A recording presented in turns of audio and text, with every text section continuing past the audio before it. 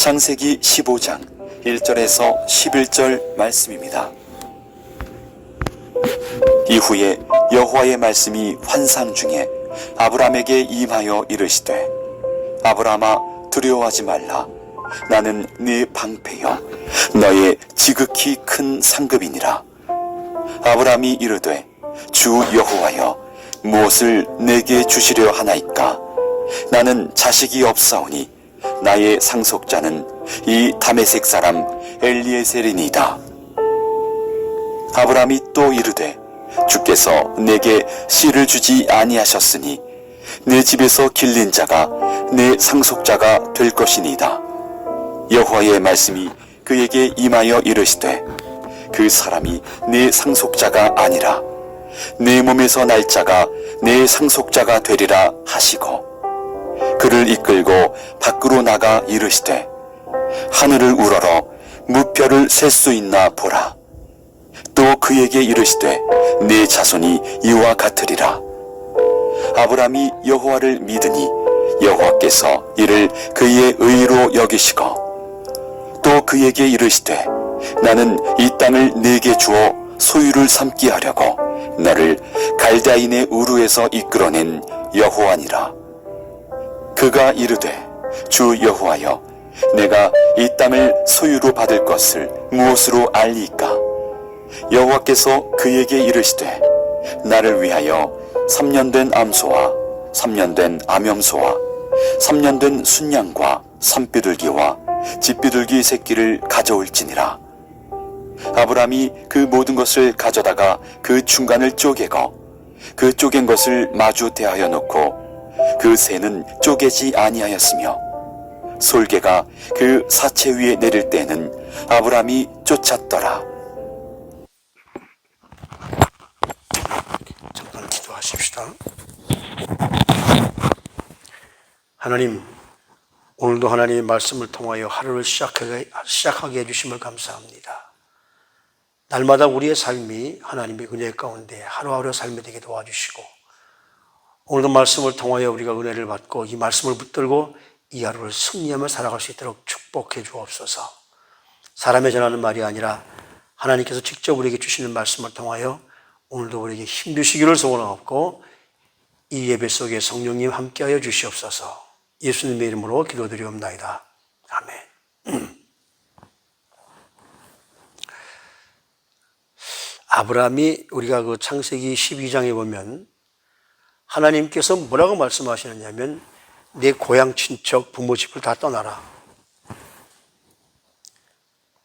그래서 떠났는데, 하나님 말씀대로 왔는데 하나님이 뭐 기근도 주시고 그래서 뭐 애굽도 갔다 오게 되고, 그리고 우리가 지난 그 14장 1절부터 말씀을 우리가 쭉 보면서 조카 롯하고의 갈등이 생기죠. 근데 그 갈등을 삼촌 아브라함이 조카에게 모든 것을 배려함으로 말미암아 죄악의 도시로 갔던, 눈에 보이는 좋은 곳으로 갔던 그 롯이 지금 여기 그 부족 국가들의 전쟁에서 지금 그 엘람 왕에게 잡혀갔습니다.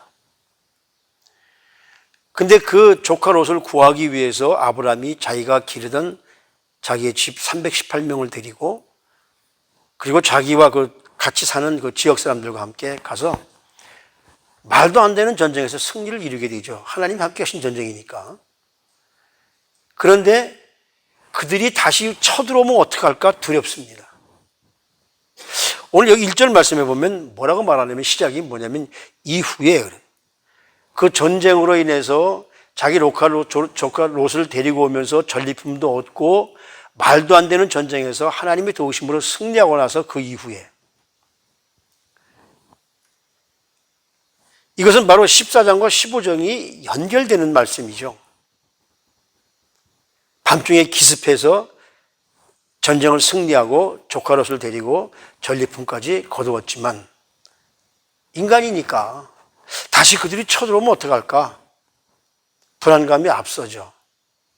그래서 아브라함이 두려워하고 있을 때 하나님이 환상 중에 기도하는 중이라는 얘기죠. 기도할 때 하나님 나타나셔서 뭐라고 말하느냐면, 야, 두려워하지 마. 내가 지켜줄게. 나는 내 방패 아니냐? 내 상급이 아니냐? 이 약속은 언제나 우리와 함께 하시고 아브라함에게뿐만 아니라 지금 우리와 함께 하시고 우리 세상이 지금 얼마나 두렵습니까? 온 세계가 인플레이션으로 난리가 났고 누구의 잘못인지 모르지만 그 잘못 때문에 사람들이 병마로 고생하고 모든 이런 두려움, 거기에 우리 하나님이 바로 아브라함에게 하셨던 그 말씀을 우리에게 주시는 거예요. 두려워하지 마. 나는 내 방패고 내 상급이야. 이 말씀은 바로 우리의 모든 상황을 하나님께서 다 이룰 수 있도록 승리를 주시겠다는 말씀인 것이죠. 하나님을 기억하면 우리가 상황을 바라보는 것이 아니라 전능하신 하나님을 신뢰할 때 바로 하나님이 우리의 방패가 되시고 우리의 상급 되시는 것을 믿게 하시는, 그래서 하나님이 그런 엄청난 그 대답을 주셨는데 아브라함의 태도가 어떻습니까? 2절 3절 말씀을 보면 그래요. 아브라함이 이르되 내게 무엇을 주시겠습니까? 나는 자식이 없는데 하나님이 분명히 그 13장 6절 말씀에서 보면 내 자손을 이 땅에서 엄청나게 자손을 주겠다고 말씀하셨는데 내가 지금 자식도 없는데, 그렇잖아요. 그러니까 아브라함이 시큰둥해지는 거죠. 난 자손이 없으니까 내 집에서 이 기르는 이 엘리에셀이 내 상속자입니까? 라고 하나님께. 여기엔 뭐가 포함되어 있느냐 하면 하나님이 창세기 12장에서 아브라함을 갈대아우르에서 불러서 지금 여기까지 온 기간이 벌써 한 10년이 지났거든요. 그러면 아브라함의 나이가 85세입니다. 사라의 나이가 어떻습니까? 75세인 거죠. 그럼 10년이 지나는 동안 하나님 약속이 이루어지지 않았는데 정말 약속이 지켜지긴 지켜지는 겁니까? 라고 지금 아브라함이 어때요?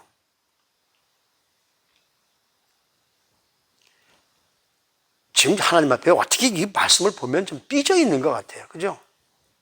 내 상속자는 하나님 나에게 주신 자식이 없으니까 이 엘리에셀 내 종이 상속자입니까?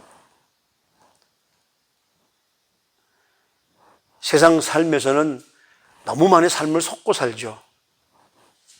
우리가 함께 했던 약속이 깨지기도 하고, 그래서 낭패를 보기도 하고, 많은 사람들이 좀 친해지면은 우리 언제 한번 밥 한번 먹자 그러고서는 그 이후에 보면 밥 먹자는 소리가 하나도 없고, 믿었는데 별 볼 일 없어. 하나님께 기도했는데 기도의 응답도 없고, 하나님의 약속은 이루어지는 것 같지 않고, 그러다 보니까 내 방법으로, 그것이 바로 엘리에셀이 상속자입니까? 라고 하나님께 항변하는 거예요. 아브라함이 바로 이런 상황이 지금 우리 상황도 똑같습니다. 이런 아브라함에게 하나님이 뭐라고 말씀하시느냐면 이렇게 말씀해요. 4절 말씀해 보니까 그 사람이 상속자가 아니라 내 몸에서 날 자가 상속자다. 그 말은 뭡니까? 하나님이 너에게 자식을 주겠다라고 분명히 약속하시는 겁니다. 그리고 나서 하나님은 아브라함과 대화하면서 아브라함이 그 얘기했던 엘리에셀이라는 이름도 거론하지 않으세요. 하나님은 아브라함에게 뭐라고 그러냐면 내가 너에게 약속한 것 지금도 나는 한 번도 잊은 적이 없어. 반드시 이루어질 거야. 그러면서 아브라함을 밤에 밖으로 데리고 나갑니다. 5절, 6절 말씀해 보니까 야, 별들을 한번 봐라. 이 얼마나 많은 별이냐? 네가 이 별을 셀 수 있느냐? 바로 내 자손도 이렇게 셀 수 없을 정도로 많아질 것이다. 지금 그렇지 않습니까? 아브라함의 자손들이 지금 이 이스라엘 나라에 얼마나 많고 영적인 우리 아브라함의 자손들이 얼마나 많이 있습니까? 하나님은 아브라함에게 그 약속을 하는 거예요. 내가 너에게 한 약속 너는 잊었을지 몰라도 나는 잊지 않았어. 그래서 6절을 보면 아브라함이 그 하나님이 말씀하시니까 여호와를 믿고, 이 6절 말씀이 굉장히 우리가 중요한 말씀입니다. 아브라함이 여호와를 믿으니 여호와께서 이를 의로 여기셨다. 이 말씀은 바로 우리를 하나님의 자녀로 인정해 주신다. 내가 너에게 얘기한 건 너가 들었으니까. 우리도 하나님의 말씀을 의심하지 말고 믿고 그 말씀대로만 따르면 하나님께서 저와 여러분들을 하나님의 자녀로 인정해 주시고 우리를 하나님께서 사용될 수 있는 의로운 사람으로 인정해 주신다는 것이죠. 그래서 이 6절 말씀이 로마서 4장 3절, 9절, 22절 말씀이 인용됐고요. 갈라디아서에 보면 갈라디아서 3장에도 인용됐고요. 야고보 사도도 야고보서 2장에 이 말씀을 그대로 인용하고 있어요. 여호와를 믿음에 하나님이 우리를 의로 여기셨다. 로마서 5장 8절 말씀에 보면 이런 말씀이 있어요. 우리가 아직 죄인이었을 때에 하나님께서 하나님의 독생자 예수 그리스도를 이 땅에 보내시고 그분이 우리를 위해서 십자가에 죽으신 걸 믿기만 하면, 그죠? 그 믿기만 하면 우리가 하나님 앞에 의로운 사람이 된다는 것. 우리의 믿음을 보시고 우리를 의롭다고 인정해 주신다는 겁니다. 그러니까 인간적으로 의심을 하지만 하나님께서 하신 말씀을 믿고 따라가면 하나님이 반드시 그렇게 주신다는 것이죠. 그러니까 우리가 세상에서 눈에 보이는 이런 모든 것들을 다 내려놓고 하나님이 함께 하신다는 사실에 믿기만 하면 우리의 불안과 염려를 하나님께서 다 해소해 주시고 우리를 승리케 해 주실 것. 하나님 그 말씀을 하시는 거예요. 그래서 우리가 이 땅에 사는 동안에 하나님이 우리의 방패가 되어주시고, 방패는 뭡니까? 마귀의 공격을 막는 도구인 것이죠. 아직 우리 삶에, 우리 생활에 두려움이 있다면 이 믿음으로 승리하시길 바랍니다. 그러면서 그걸 하나님이 끝나신 것이 아니라 7절 말씀에 보니까 다시 그 말씀 또 다시 한번 하나님이 아브라함과 두 번째 말씀을 하세요. 7절에 또 그에게 이르시되, 조금 아까 그렇게 주신다는 약속을 다시 한번 다짐하시는 겁니다. 이 땅을 내게 주어서 내 소유를 삼게 하려고 내가 너를 갈대아우로 해서 여기까지 인도하지 않았느냐. 그죠? 땅의 축복. 제가 엊그제도 우리 그 말씀을 나누었지만 하나님은 신실하게 하나님을 따르는 자들에게 하나님은 땅을 기업으로 주신다고 예수 그리스도를 통해서 팔복을 통해서 마태복음 5장 5절 말씀에 보면 뭐라고 합니까? 온유한 자는 복이 있나니 땅을 기업으로 받을 것이다. 그러니까 우리가 하나님 말씀에 신실하게 온유해지면 하나님이 우리에게 물질의 축복도 허락해 주신다는 거죠. 이 땅을 너에게 주려고 너를 그 갈대아 우리에서 그냥 이끌어내신 바로 나 하나님 나야. 그러니까 이 아브라함이 그렇게 믿는다고 했으면서도 또 그 마음속에 인간이니까 의심을 하면서 뭐라고 물어보느냐면 8절에 보면 내가 이 땅을 소유로 받을 것이 그 증거가 뭡니까? 증거. 그 증거를 보여주십시오. 사인을 보여달라는 거죠. 그래서 하나님께서는 아브라함에게 그 약속을 보여주세요. 여기 오늘 뭐라고 그럽니까? 3년 된 암소와 3년 된 암염소와 3년 된 순양과, 이 3년이라는 이야기를 우리가 잘 기억해야 됩니다. 이 3년 미만의 그 고기들이 제일 맛이 있어요. 하나님은 우리에게 가장 좋은 걸 주시기를 원하시는 거죠. 3년이 지나면은요, 고기가 질겨집니다. 제가 우리 집사람과 함께 그 코스코에 가서 돼지고기만큼 파는 게서 사왔는데, 그 전에 삼겹살이 하도 맛있어 보여서 한국마켓에서 샀는데 그걸 구워서 먹어보니까 질겨요. 그런데 코스코에서 사온 그 돼지고기를 먹어보니까 입에서 살살 녹아요. 아, 이게 오래된 돼지와 젊은 돼지와 다른 거구나. 그런 생각을 했습니다. 그러니까 하나님께서 3년 된 것, 그러니까 성숙한, 그리고서 뭐라 하냐면 그 동물을 쪼개서 반으로 갈라놓고, 이것이 언약식이에요. 고대 근동에 사람과 약속할 때에 너 속이면 이렇게 돼. 라고 하면서 그 약속한 것들, 그것들 하나님이 보여주시면서 이루시는 거예요. 다시 말하면 하나님은 어려운 방법으로 우리에게 사인을 보내주시는 것이 아니라 우리 어렸을 때 우리 그 어머님이나 아버님이 어때요? 우리 조그만 아이들에게 무슨 약속을 하고서 이 약속을 뭘로 내가 증명하죠? 그러면 우리 새끼손가락 걸고 약속해. 얼마나 쉬운 방법이에요. 하나님이 그 당시에 모든 사람들이 알고 있는 방법으로 그 짐승을 쪼개놓고 그 쪼갠 대로 내가 나와 약속이 깨지면 너가 이렇게 될 거야라고, 이것이 바로 근동 지방에 행하던 약속의 습관이거든요. 그러니까 우리가 아는 모습으로 하나님이 아브라함에게 보여주시면서 내가 내 약속을 분명히 이렇게 이루어 주실 거야. 아주 쉬운 방법으로. 하나님은 그냥 믿으라고 강조하는 것이 아니라 언제든지 의심과 의문이 생기면 그것을 우리가 깨달을 수 있도록 하나님이 쉽게 우리에게 깨닫게 해주시는 분이시거든요. 그것이 바로 오늘까지의 말씀입니다. 이 뒤에 말씀은 나중에 또 이제 우리 이 목사님이 설교하시기 때문에 그 뒤에 말씀은 하지 않겠지만 그 약속이 그거예요. 바로 그 재물의 횃불로 지나가시는 하나님. 그래서 모든 것을 확증해 주는 것이죠. 이 약속은 지금도 우리에게 유효합니다.